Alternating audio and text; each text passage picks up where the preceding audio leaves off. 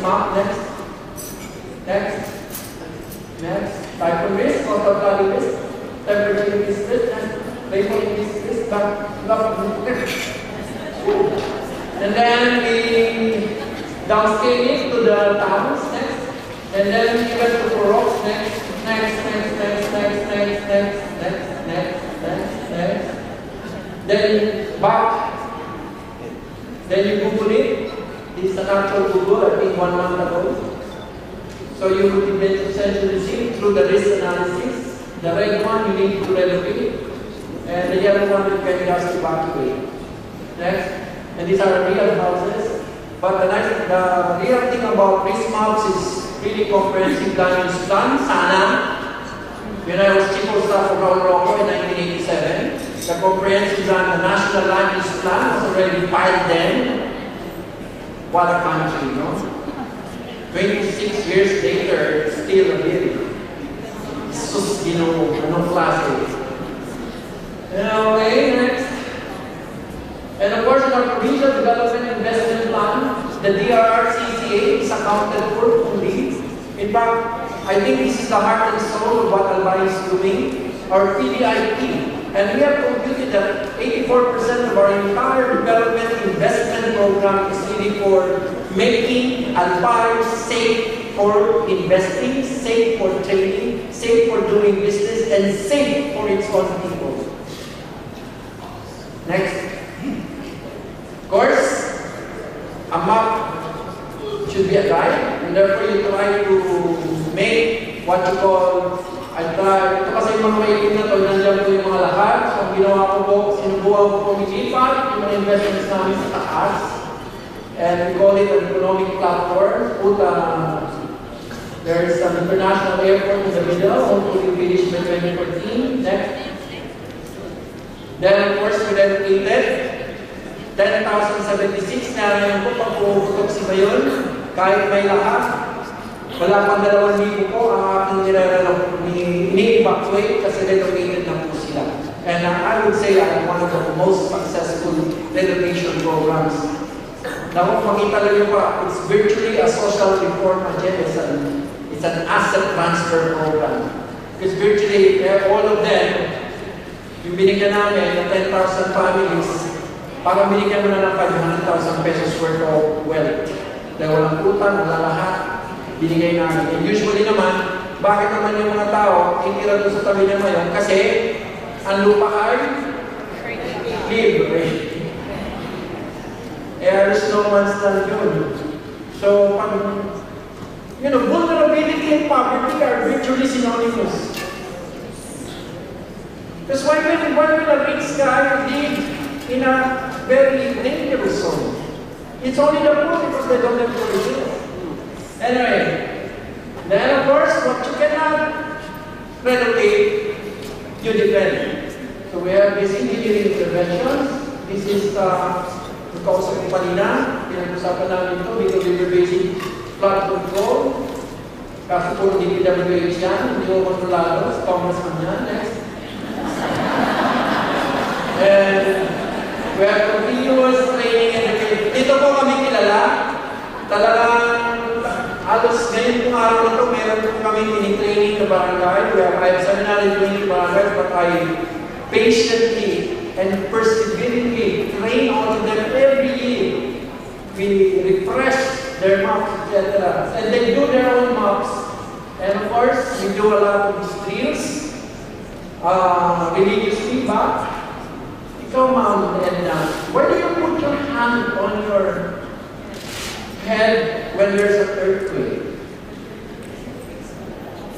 Stays with the quote and hurt your cheeks. Ma, pag binagsakan ng ganang bato, patay ka rin naman eh.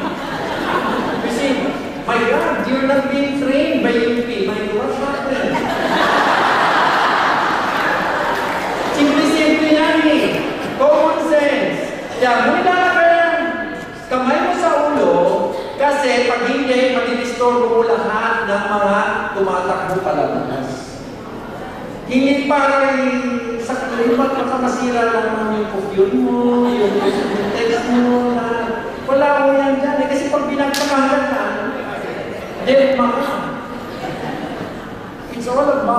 controlling human behavior during emergency situations. Ay, kailangan pala pa-lecture ko na naman.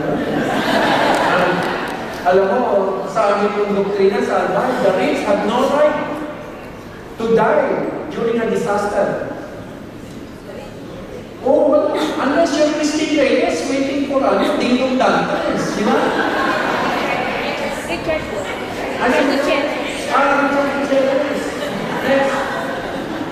Next. See, we even started early. We use clowns. Yeah, we train the children patiently. In fact, UNICEF has been looking at our model because we really train them as early. And you know, it's really your passion that will differentiate you. Do you really want this or you don't? If you don't, you will do everything within your powers, within your resources. Even if beyond your resources, you mobilize those resources. So we train them. You know, in fact, sa dami po nagawa namin, kinuha kami ng clowns. Because all of them are in Congress already.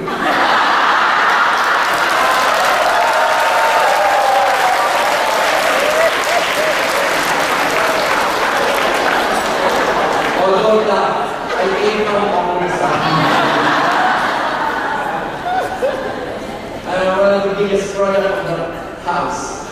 I did not put the house of that house. Next. Anyway, so these are entire things. Let me just give you a few things. This is a new one. That's the president. That's Dr. Ilan. Next. You can see here. Stop muna dyan. This will be my last two slides. Because I'm given 5 minutes. Actually, there are a lot of interesting here, but let me just end here. Makikita mo po dito, yung pula, maraming ulan yan, sobra. Yung yellow, marami-rami, yung puti, konti. Pag namin talaga yung nakaambang sa inyo, nako, magpapa. Kasi yung albay, nakita nyo ba? Wala pa doon. Nakita nyo yung albay doon? Yan, wala pa sa amin. Pero, may preemptive precautionary principle kami. So, gagalawin mo na. Wala nang pasok, mga barangay captain, pinagsisimula na namin magbalot-balot, tapos yung mga bisikleta, nag-a-announce na, kung ano po, may mga ritual mo kami. Para mo yan yung magsyota. Pagputok ng kwitis, tumakbo ka sa ilalim ng puno ng saging, nandun ako, nag-aantay sa iyo.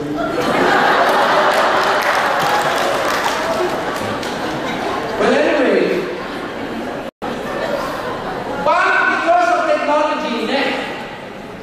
this is the Doppler radar. Can you see from the Doppler radar? This is Albay. Virtually, there's no rain.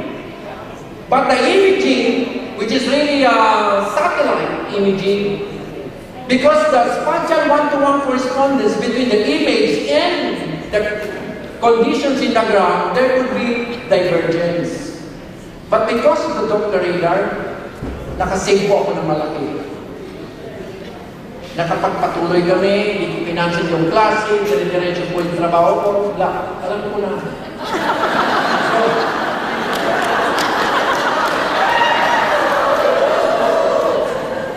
oo nga. She asked me to wrap myself up. Please. Sure. But do you care? I'm wrapping you also.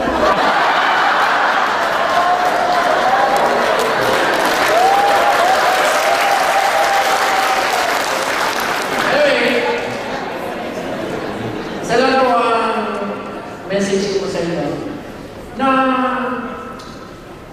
kailangan kahit po sa gitna ng lahat ng peligro, development must proceed in the midst of all the risk.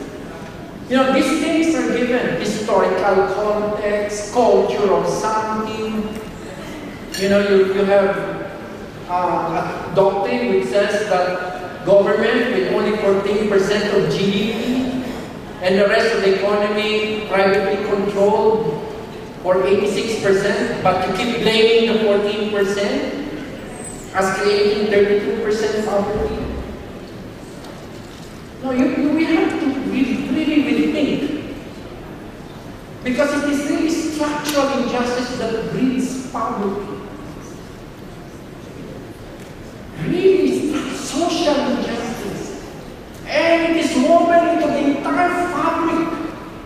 of national legislation. In the distribution of powers, especially, and then they are expressed and articulated in political powers. Anyway, I would like to thank NCPAC for giving me this opportunity. It is an anticlimactic ending. So, I know that with NCPAC, it's one institution that tells me that there is future for this country.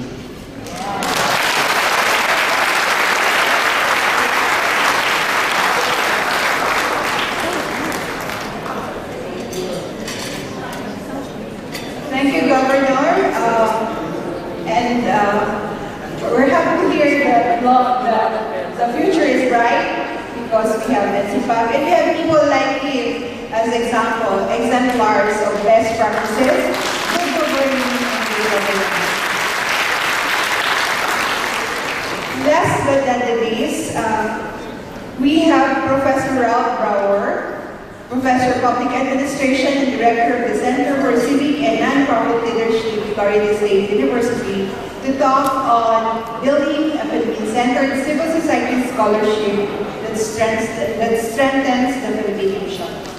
Our adopted Filipino, the perennial visiting professor of the National College of Public Administration, Professor Brown.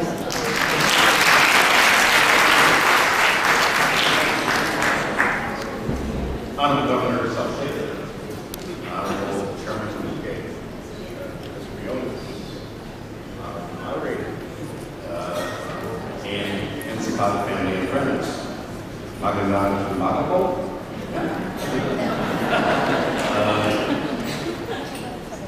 My younger brother recently retired from running a large winery in upstate New York, and he used to have a saying.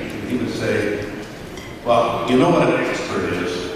An expert is somebody wearing a three-piece suit, carrying a briefcase, and at least 75 kilometers from home. Well, I now have a problem. I spent 5 months here, 2006, 2007, as a visiting scholar under the wing of Lydia Domingo and others at NCPAC. And I've been back 10 times since. So,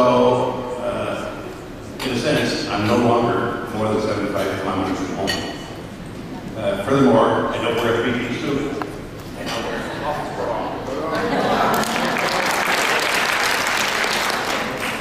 And you know you're with family when you show up, and they're the people that have to take you in. Unfortunately, they may take you in and only need about 10 minutes to talk. And I understand that I will know when it's time to quit because I will hear the grumbling of hungry stomachs. I also want to thank Professor Briones for laying out all the groundwork about the importance of the civil society so that I don't have to do it. Okay, can you give me the next?